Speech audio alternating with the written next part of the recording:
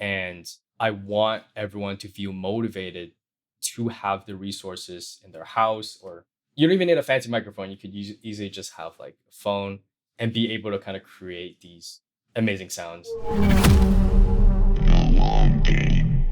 Welcome to the Long Game Podcast. My name's George Bafaloukos. In this podcast, we'll be taking a deep dive into the world of game audio. Join us as we explore the careers, challenges, and triumphs of the professionals who craft the sounds that bring our favorite games to life. Today's guest is Michael Cheung. He is a sound designer currently working at Riot Games on League of Legends and Teamfight Tactics. In this episode, we discuss his upbringing in China and moving to the States to pursue a career in music, pivoting to sound design while at school at Berkeley, his YouTube channel, and how to build a great ear for sound design. Let's dig in. All right, and we're back. Another episode of The Long Game. This time we're joined by Michael Cheung. How's it going, Michael? Hello, everyone. My name is Michael Cheung. I am a sound designer, currently working at Riot Games on games like League of Legends and Teamfight Tactics. Thank you to George Bafaloukos for inviting me and for creating a platform for all these great conversations. Oh, right on, man. Anytime. It's really been like a passion project so far. It's been really cool just getting to know all these people. Like, I've been following you on YouTube and LinkedIn for quite a while now, but we've never really sat down and had a chat. So, it's a great way to kind of get to know more people. But I appreciate that. So yeah, like usually we just start this and want to get to know you a little bit better. So kind of tell us all where you came from, how you got interested in sound, where you went to school, anything that kind of lets the listeners know more about you. Yeah, absolutely. So I was born in Canada, but I grew up in China, and that's where I spent most of my life until college. And growing up, I grew up with Hong Kong parents, living in a city called Suzhou, which is a small city near Shanghai, which that's the big city that most people tend to know of. I grew up loving to play video games. I played a lot of League of Legends, World of Warcraft, and at the time when I was kind of figuring out what I wanted to do in the future, I didn't really know what I wanted to do. Obviously my parents recommended the typical like, okay, engineering, doctor, lawyer kind of career paths. I didn't know working in games was possible until I went to Berkeley College of Music, which is a music college in Boston. That was the only school that I applied to for college that was also a music school. All of the other schools I applied to were just engineering schools, business schools, just like the regular, I guess, more traditional path, if you may. So I went to college initially wanting to be a musician. I wanted to be a jazz pianist, and Berkeley had a very robust program for that. So that's what attracted me over there. But long story short, in my last year of college there, I discovered that, you could get paid making sounds for games. And I had been playing games my entire life. So it just felt like a natural intersection of two of my biggest passions. And yeah, one thing led to another. And here I am at Riot Games, just making cool sounds for League of Legends. That's amazing. I didn't know that you grew up in China. So you moved for college. So you lived in China until you went to Berkeley? Correct. Yes, yes. Wow, that's amazing. So you went to school for piano. Was that something you were studying your whole life? Or what was your plan for that? Yeah, it was just something that I really enjoyed. It was kind of like the thing I would do when I didn't have any exams to study for, any projects that had been done. It was kind of like a creative outlet in those times of stress.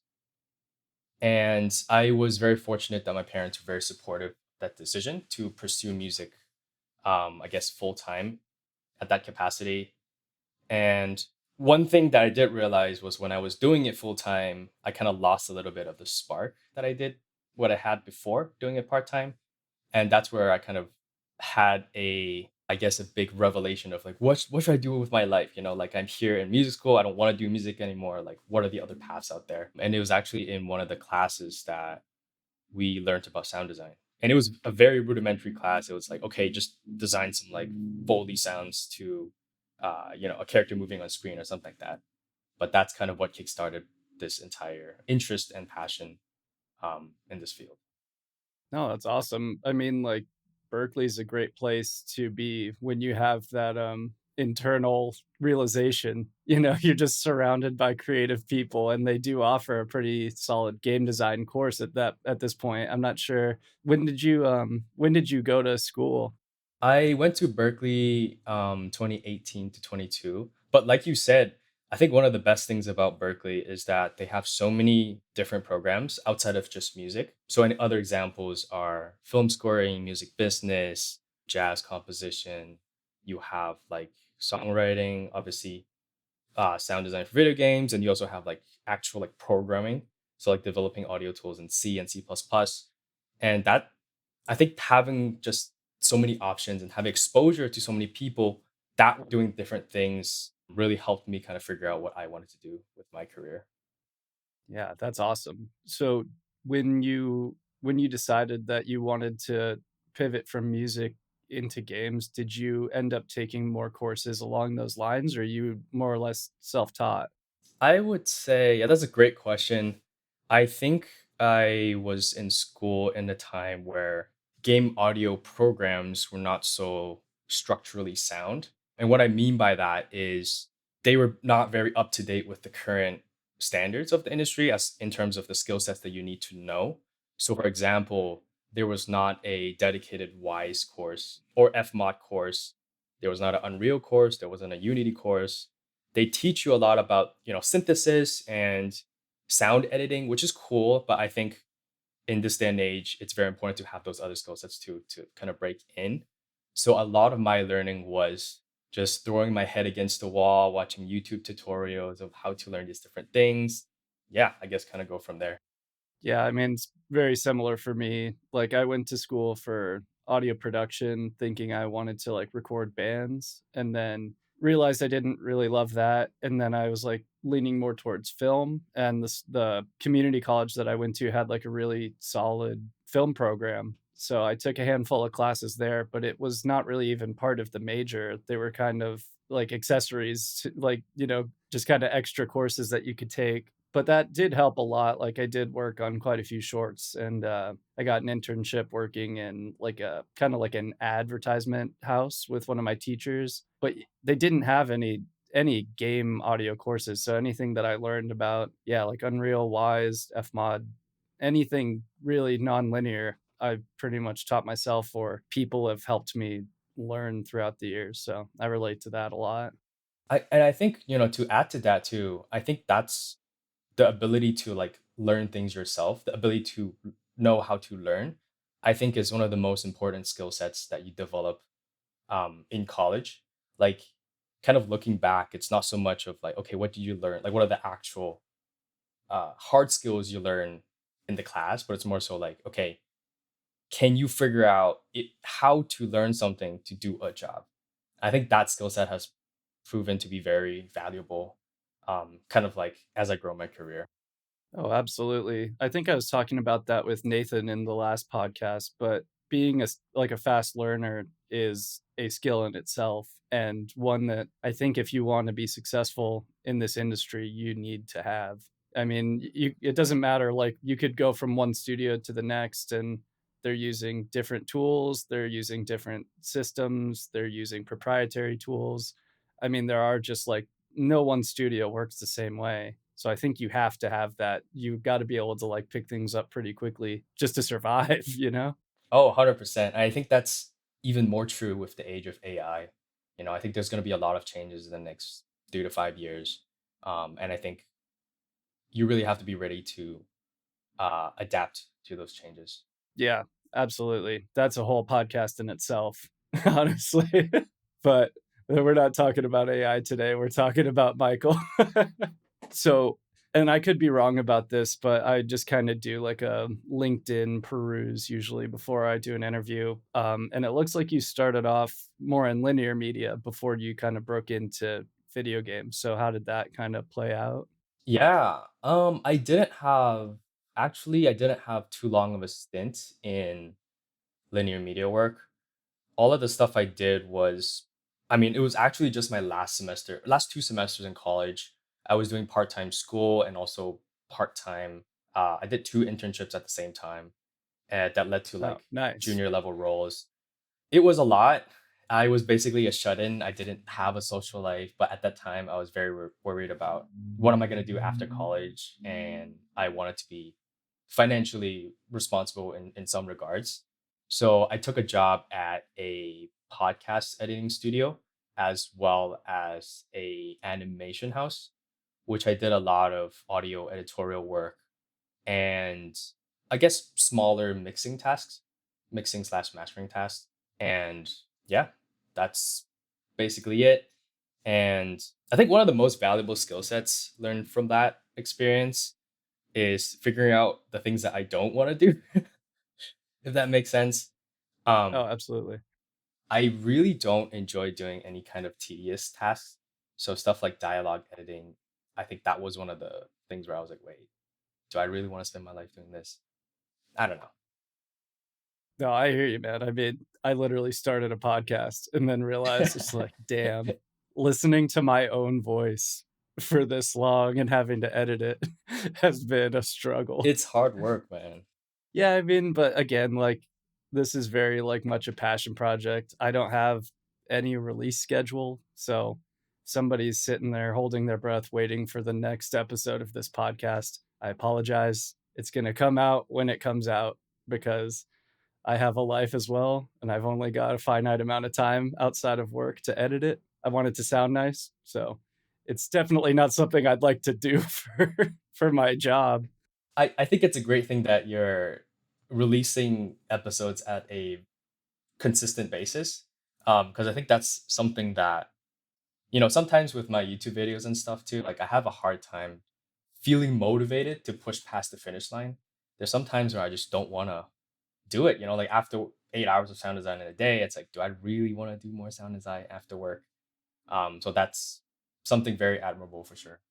Well, like I'm not doing it consistently. I mean, we basically had I think 4 or 5 episodes when I was recording this with Anthony in the can, and then we recorded it, and then shortly after that happened, he got hired at Blizzard, and he just doesn't have the time to do this. So there was kind of like a brief period of where waiting to see if they would like approve it, and then even if they did, Anthony's just like, dude, I'm working pretty hard, like I kind of just want to take it easy after after I get off, which I totally understand.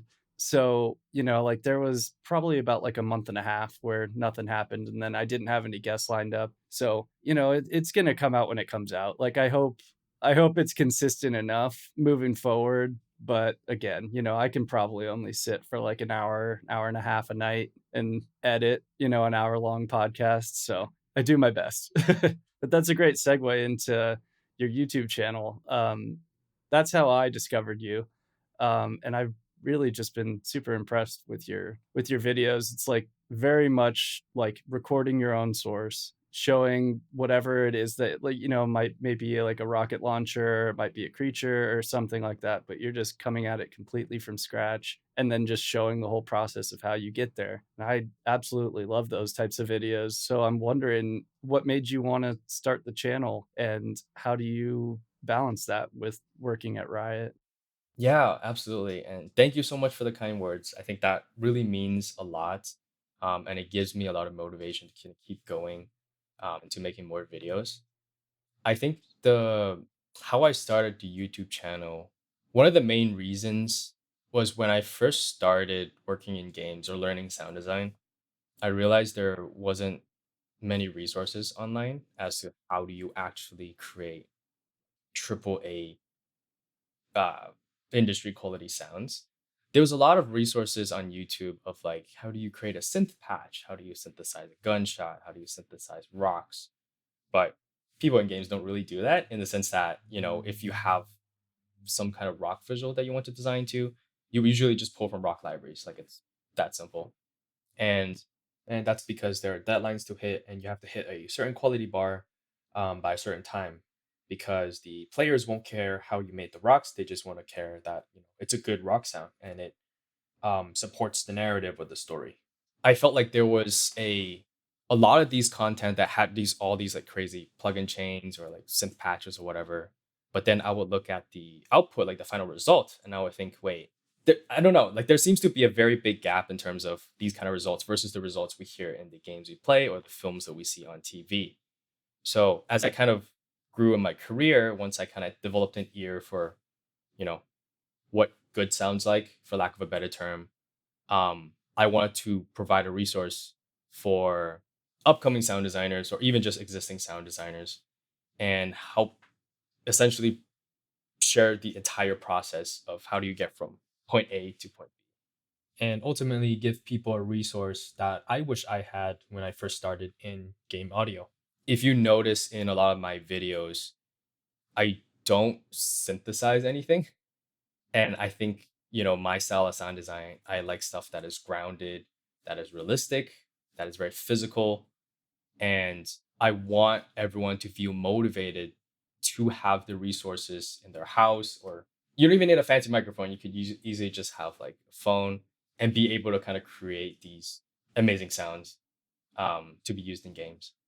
Well, that's what I really appreciate about like your videos because and I guess it's a question as well kind of when you're working on a deadline and you've got, you know, a dozen assets that need to be done tomorrow, like a lot of times we don't have a lot of time to record ourselves, but like you really are getting to like the meat and potatoes in your videos like okay, these are the three textures that we need for this, you know? So I think I have shit laying around the house where we can make this work, you know?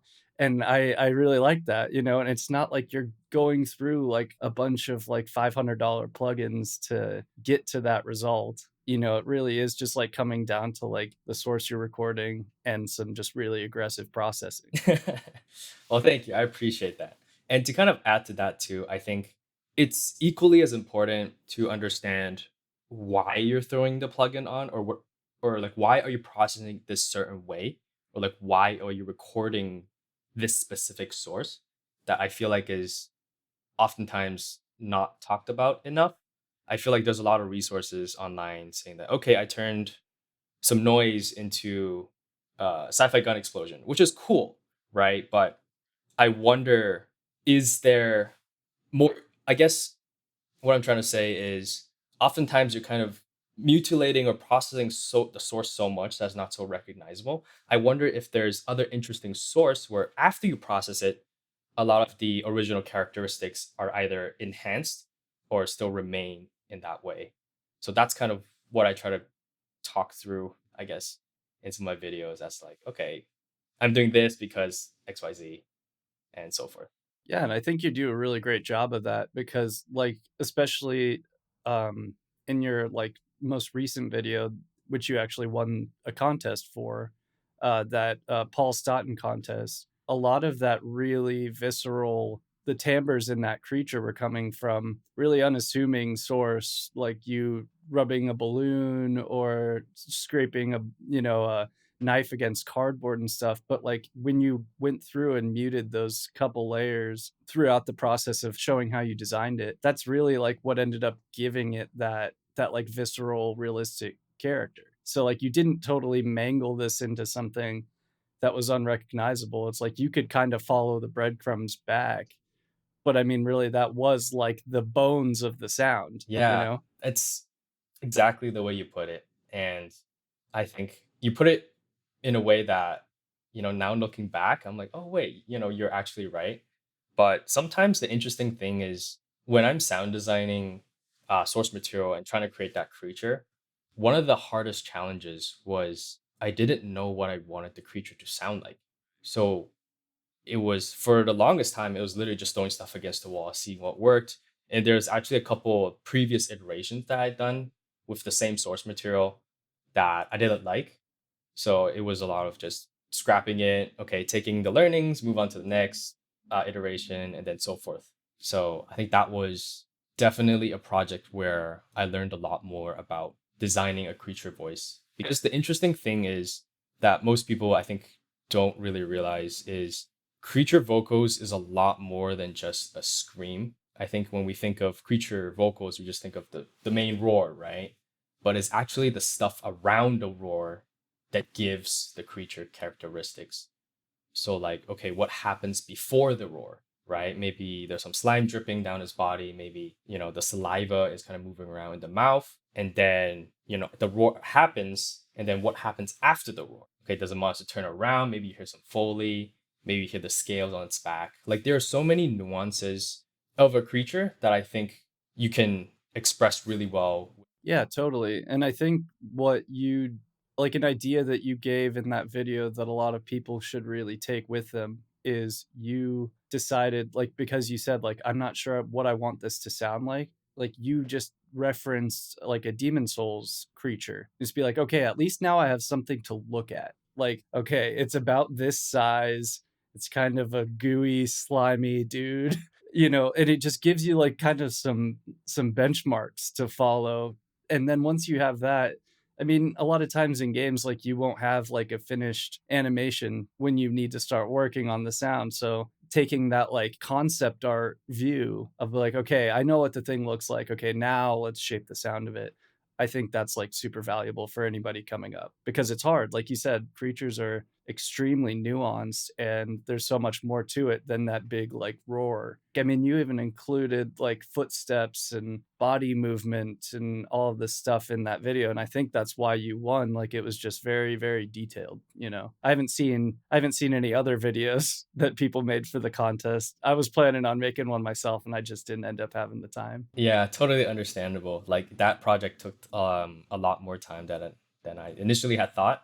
But yeah, I think it's literally like you said, where it's all about experimentation and contrast with audio in general. So I guess that leads into a question of like, how often are you able to apply the techniques that you're teaching in your YouTube in your day-to-day work? Are you able to record often? Are you pulling from libraries more often? How often are you working with realized animation, or are you working off concept a lot? Just kind of how does that go? Yeah, that's a really good question. I think one of the best parts about being at Riot is us as sound people are directly integrated into the production teams. So for every project that we work on, I have done a lot of skins in my time here. You're being placed in a team with a concept artist, an animator, a VFX engineer, design, and a producer, QA as well. And one of the main benefits of working in that structure is that you get to talk to these people and they're literally one Slack message away. And it's really awesome because you feel like you're involved in the entire development process. It's not so much like they're done with the art. Now you kind of come in at the end to polish up whatever they have done. It's very much like a collaborative process where, okay, we talk about the VFX, like, okay, the VFX artist wants to add this thing. Like, how can I support that with sound? And if I can't do a good job, then maybe I have some ideas as to, oh, maybe we can make it this way. I think that will work well for, the thematic or the fantasy that we're trying to create here. Right. I mean, that's a blessing to be able to be in it from the beginning and be able to directly communicate. Like, I think that's kind of an issue just in game development in general is departments are kind of siloed and they don't talk enough, especially between VFX and sound effects. Because, you could see an animation and come up with this great palette of sounds, and then you realize that they're using more of like a fire VFX instead of the sparks you were thinking of. Yeah, and there's so much nuance to, the timing of the VFX too, in terms of what you can do with sound.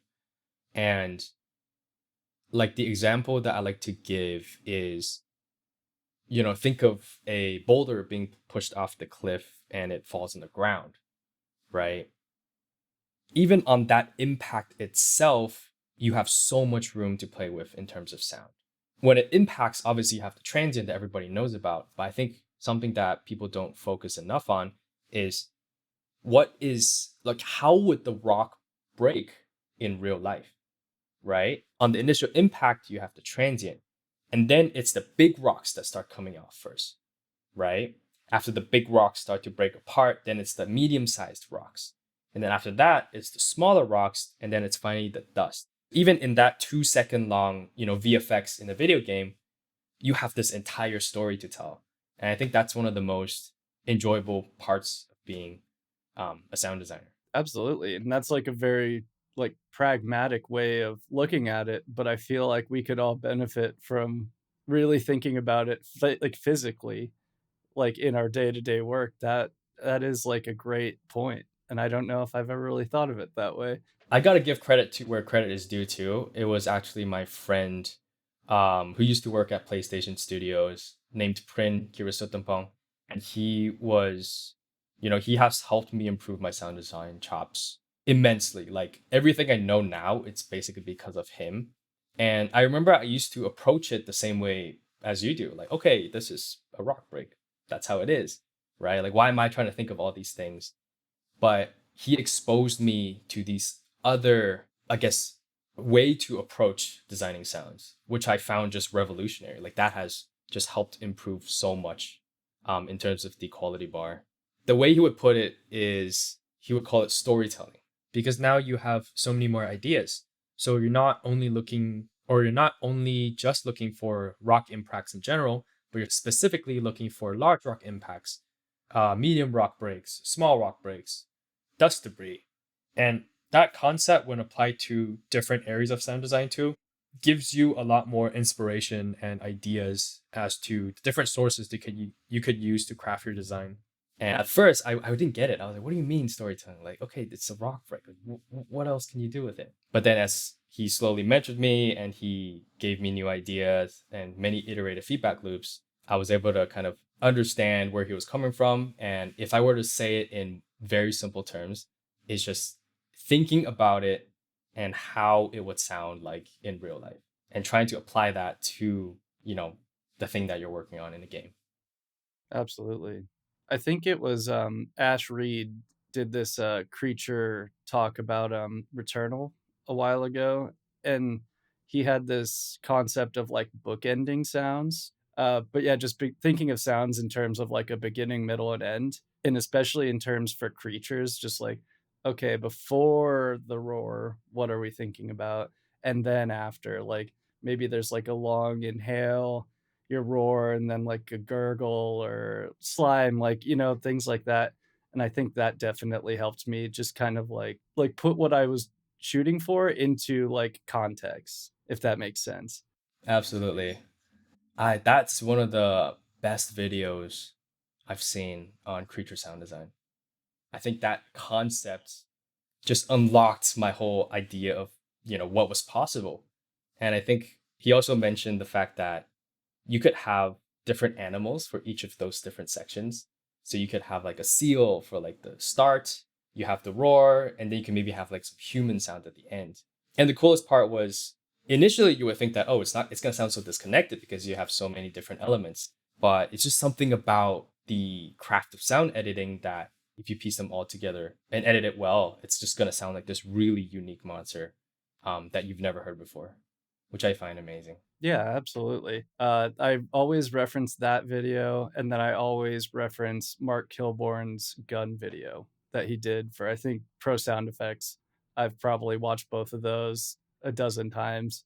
I've never seen that one, but I'll probably check it out after I'll have this. to find it. It's a great video. He really explains gun design in a way that like really clicked in my brain. I'm just like, why didn't I think about it like that? What was the biggest or the most memorable concept? Basically the way that he splits it into layers. So beyond just like a mech, a body, and a tail, he always includes like a sub and then like a really, really short transients that's heavily clipped. The way that he kind of offsets those things within like the time of the design really just it did something to me. Like I just went and I was just like, man, that makes so much sense. And then I'm a way better gun designer because of that video now. So That's awesome. I'll find it. I'll That's send it to you amazing. after this. And I'll link it in the YouTube if I remember by the time I'm done editing this. That would be great. But okay, you mentioned another thing. So you had a mentor that worked at PlayStation. I didn't quite hear his name. Could you say it one more time? Yes, Prin Kira Suntumpong. Okay, maybe that's why I didn't hear it. Yeah, he I'll link his LinkedIn or whatever after the podcast. But Perfect. yeah, he is currently building his own app. It's called distortapp.com. That's the website for it. But essentially, it is a library database app Functionality wise, it's very similar to Sound Miner.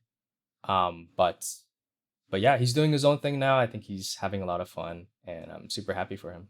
That's awesome. So how did you meet him? Was he working at PlayStation when you guys became friends? He had left PlayStation, and we both started at Riot at the same time. Okay, gotcha. So we were both like kind of like the new people trying to figure things out, and naturally we clicked. I wanted to get better at sound design, and he was a really good sound designer. So it just felt right. If that makes sense. He also had experience doing a lot of the bosses in God of War Ragnarok. I think Particle Monster was one of them, as well as a lot of the magic spells in Demon Souls. So obviously both top tier sounding games, and that was kind of like the quality bar that I really wanted to reach. Absolutely. Yeah, no, I always try to preach the importance of like mentors and putting yourself out there in this podcast because I was not very fond of that. When I was coming up, I was just like kind of keeping to myself, but I would have gotten a lot further had I, reached out to more people. And I always want to emphasize that when somebody brings it up in a show, I'm just like, that's awesome. That is how you get better. If you just have somebody that can even just be a second pair of ears for you. I mean, because there's just you sit and you toil over something for so long and then you don't realize it becomes hard to be objective about it, you know? Yeah, absolutely. Your ears get tired, your mind's playing tricks on you. So that outside perspective definitely is super helpful. Yeah, absolutely. So I guess next questions, how did you find yourself at Riot coming straight out of college, doing some brief podcast editing, animation work? How did that transpire? Yeah, great question. Riot was actually not my first game audio job. I had worked at a company called Scopely before. Over there, I worked with a small team of 4 people, and we worked on the game called Marvel Strike Force. I had gotten that position. I started out as an intern. I later got converted to full time, and I was there for about a year. And towards the end, I saw a job listing from Riot pop up, and I literally just applied, did the interviews, and yeah, I feel like I have like a smooth path, if that makes sense. I know there's so many people in the industry who've been trying years and years to get in, but yeah, I guess my path was pretty streamlined. Well, in a way, but you also moved from China to come to school here. So, I mean, I think that's a pretty big hurdle that a lot of us don't have to deal with. So, I guess a little bit more on that. Like, were you studying in English like prior? Like, how was the transition moving to the States? I mean, that's just a whole journey itself. Yeah. Yeah. So I went to an international school for my high school. So over there, we did take classes in English. It was, English was the primary language, but we also had to do a secondary language. So for me, it was Mandarin. So I think when I moved to the States, English wasn't the main issue. I think I had a hard time adapting to the culture here. And one example is that I wasn't used to how friendly people were. In China, people don't talk to each other on the bus or on the subway. Like everyone's on their phones with headphones, doing their own things. And I remember the first time I was walking down the street and someone just struck up a conversation with me. I was like, wait, what? What is this? This is so surreal. Well, you also moved to Boston too, which is a pretty lively town. Yeah, I mean, people say Boston people are mean, but then I'm like, wait, is this what you call mean? Like, this doesn't make any sense to me. I feel like they can be, but most people Yeah, aren't, exactly. It's like saying like New Yorkers are mean. Like they're pretty friendly if you just Yeah. chat with them. It's just a big city, you Big know. city, fast pace of living. So, I totally get it. Yeah, absolutely. It's a bit of a culture shock. Yeah, I guess so. I mean, we already ran through our questions. That was pretty quick. So, trying to think if there were any advice you had to give to somebody that's trying to get into the industry now, knowing what you know, having, worked for these companies, what do you think it would be? Yeah, it's a great question. I would say, in my experience, it's very important to develop a good ear for things. I think that is one of the hardest things to teach up and coming sound designer. So if you have that skill set, I think it really sets you apart from the competition. And how I kind of, or the way that I would recommend you to develop that is listen to games that have really good sounds. Listen to libraries or commercial libraries that have the industry quality bar. So examples are like Boom, Soundmore, Rock the Speaker Box, even some of Paul Stoughton's stuff. I mean, all of his stuff is super good. So Penguin Grenade libraries, and really take the time to understand what each library has to offer. I feel like that's something that, I mean, at the end of the day, I think it's just not fun to like sit in the morning to go through each sound one by one. But I cannot stress how important that is, because when you do that, you build a mental database of all of the sounds that you can pull from. And you never know when you're going to need that specific sound for a layer for whatever project you're working on. So I think spending enough time doing that, I think will help you break into the industry a lot easier than some other folks. Because you never really know what kind of projects that you're going to be working on. So even at Riot, we have a large diversity of different thematics. So sometimes we'll have a sci-fi thematic, sometimes we'll have a fantasy thematic, sometimes we'll have like a necromancer dark magic thematic. And it's very important to have the ability to work quickly when building out these palettes. And the best way to do that is, knowing all of your tools that you already have in terms of the different samples or libraries that you can pull. Just because you already have a good instincts, a good ear as to what sounds good. And, you can obviously develop the game engine stuff, the whys, the workflows, the tools, all of that stuff could be learned. But I think it's definitely the instincts that I would say is a little bit hard to pick up on, especially when you're starting out. Yeah, I think that's the hardest thing. And I think that simply just like takes time. It's like learning how to hear compression, It's like that does not happen overnight. It literally just you have to do it and do it and do it. And eventually it's just like, oh, that's way too much.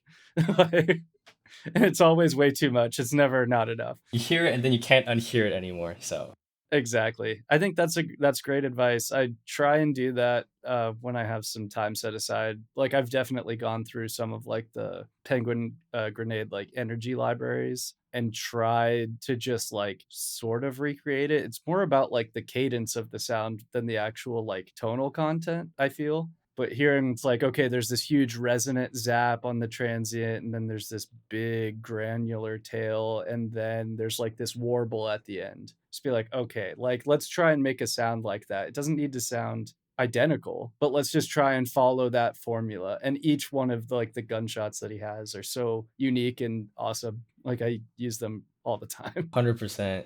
And there's so many things you can learn from just redesigning one sound.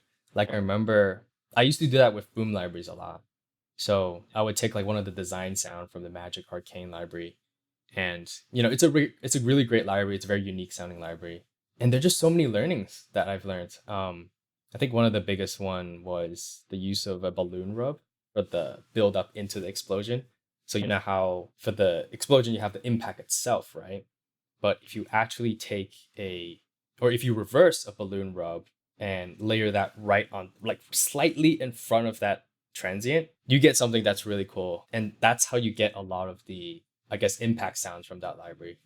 Definitely cannot stress the importance of, just knowing your libraries and knowing your tool belts as a sound designer. Great advice. And that kind of gives me another thought too. It's like, I remember when I first started, I felt like a fraud for using libraries just because I didn't know better. Yeah, you and I both, dude. I mean, granted, I didn't have like a ton of money to be going like and getting the new Boom library every time they release something new. But I mean, I did a lot of stuff just recorded by myself before I knew how to process something. So everything I made just ended up sounding kind of thin and lame, you know? But That's now so relatable. I have all these great layers that I use all the time now of stuff that I've recorded over, 5 years with like from like a Zoom H5 to this like SE 4400A that I have now. I still use like libraries constantly, especially for just like a nice transient, like a nice round transient. I mean, it's hard to emulate that until you know how. I had the same struggles with the, recording everything from scratch and then not going anywhere with that or just creating stuff that's not helpful. I think going back, it's really hard to know what you're looking for when you're starting out with Source. Because even to this day, some of the stuff I record is not inspiring. Like I listen to that stuff and it's like raw recording, right? I'm like, dude, what is this? Like, I don't know what to do with this. And I think it really takes a good sense of, okay, this is the quality bar, this is what I'm trying to go for, to kind of reverse engineer to get that raw recording or whatever to get to that similar level. The way that I like to think about it is if you're trying to record source material without having a good understanding of what sounds good first, it's kind of like running a race, but without knowing where the finish line is. You could easily just run around in circles, run on forever and ever, and you're not going to get to a point where you're like, okay, this is what I'm looking for, and this sounds good.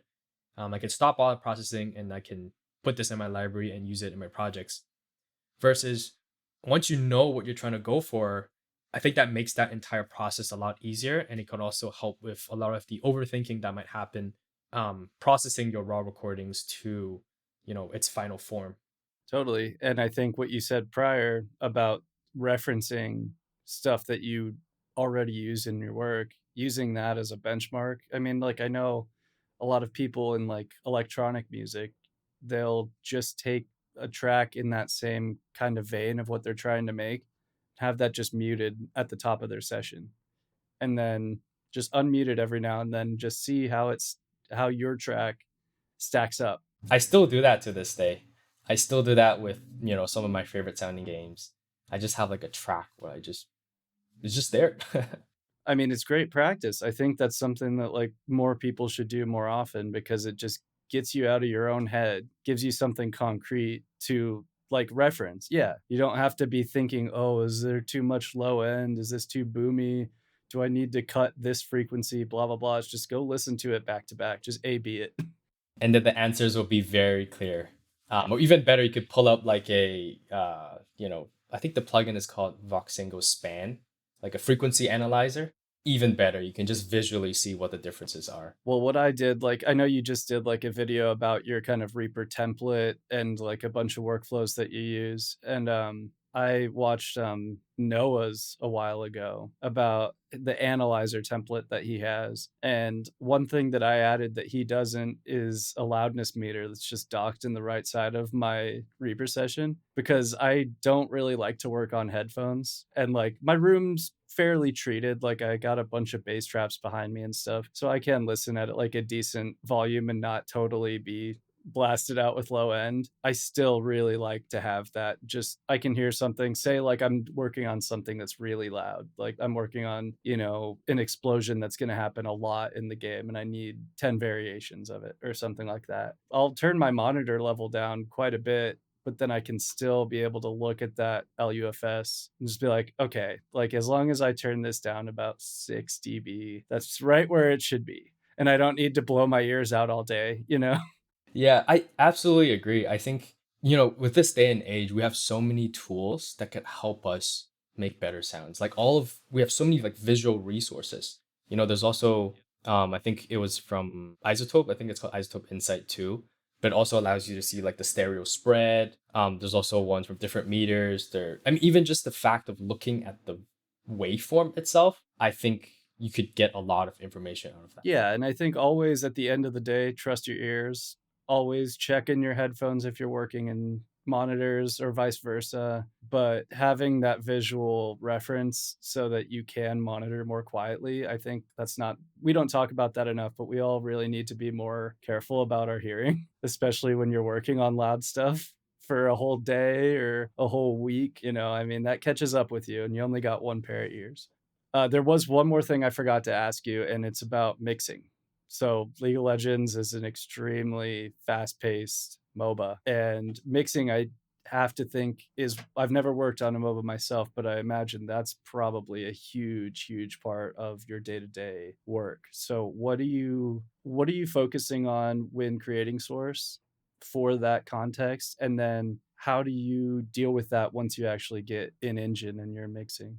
Yeah, that's a really great question. For folks who are not familiar with the game, League of Legends is played competitively at a very, very, very high level. And it is also a game that has been, I think, 10 plus years old.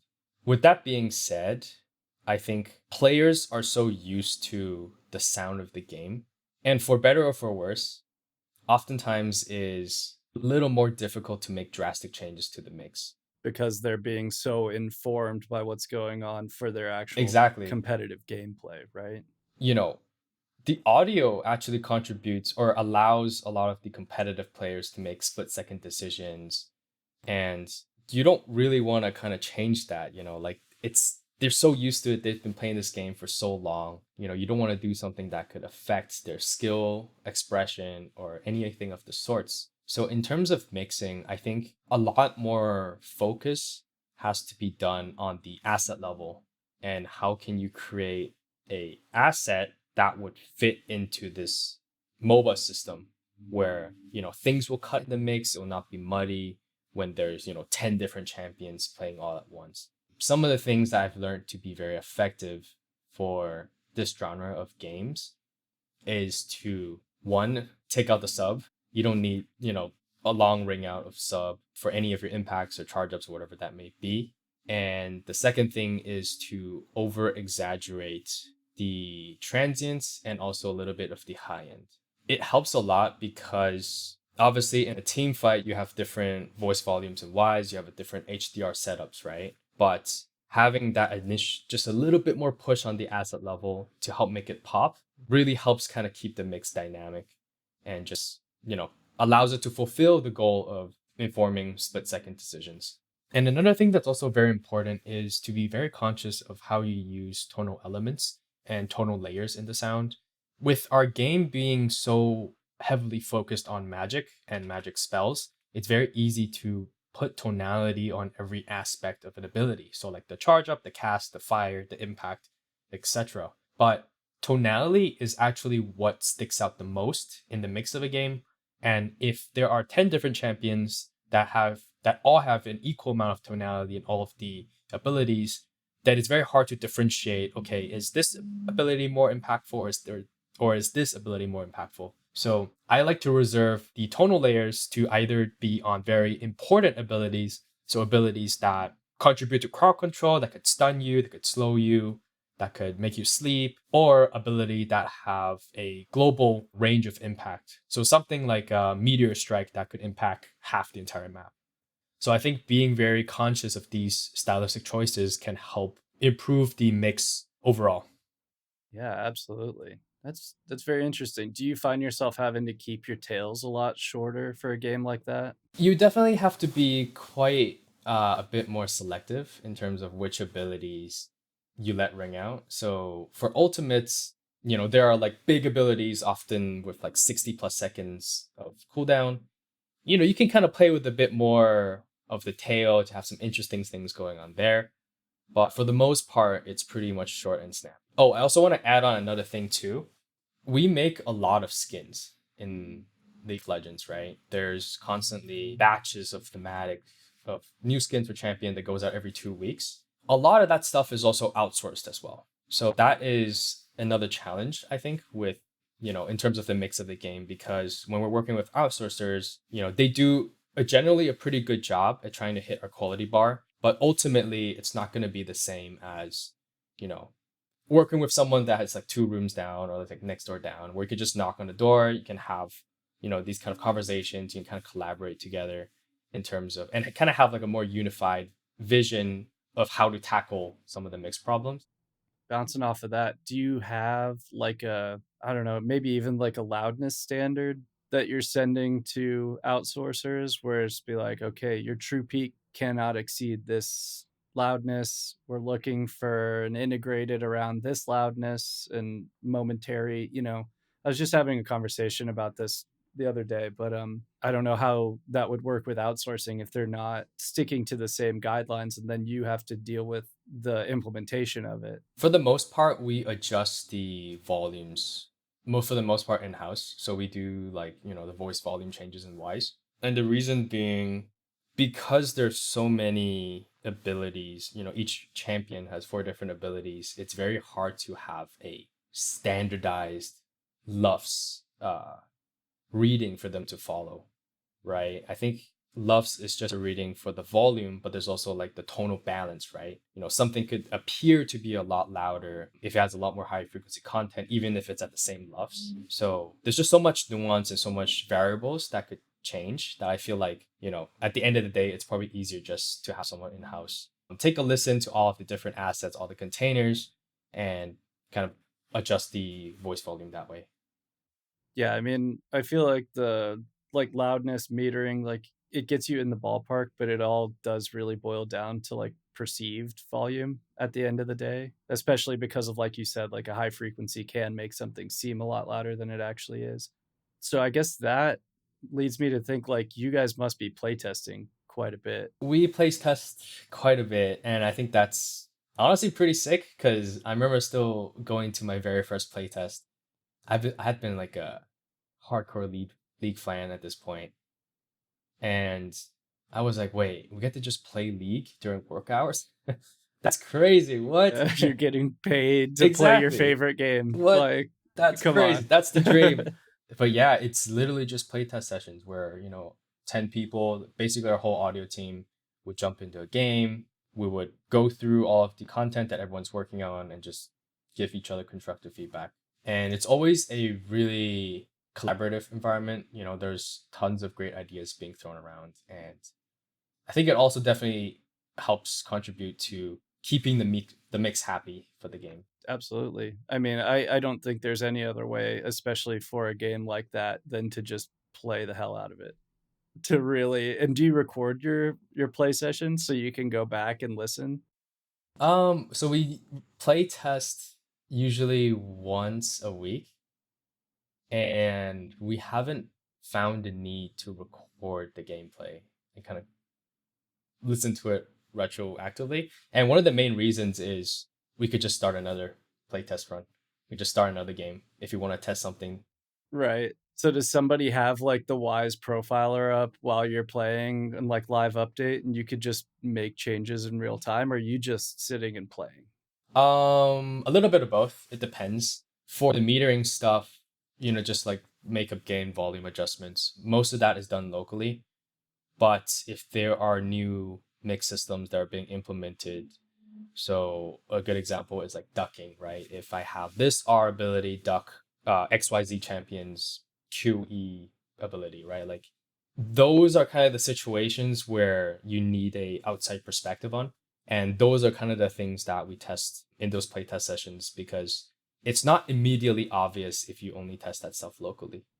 Sure. And you would want probably a handful of people around because it's hard to even be critical of what's going on while you're playing a sweaty league game, Exactly. Oh man, that's awesome. I love to hear that. And yeah, we're about at that time. This was great, man. It's really nice to meet you. Really nice to kind of learn more about your story and your process. I just want to give you an opportunity to plug anything you want to plug, shout out anybody you want to shout out, anything. I guess thank you again, George, for inviting me to do this. It's my first time, so No, my pleasure. it's been a great experience. Anything I want to plug, yeah, I make some from time to time. I make some sound design tutorials. So if folks are interested, you can check out my YouTube channel. And we'll link that in the description of the video and the YouTube and Spotify for everything. Well, yeah, thank you so much for taking the time. And yeah, we'll see you guys next time. Yep, thank you. Thanks for having me.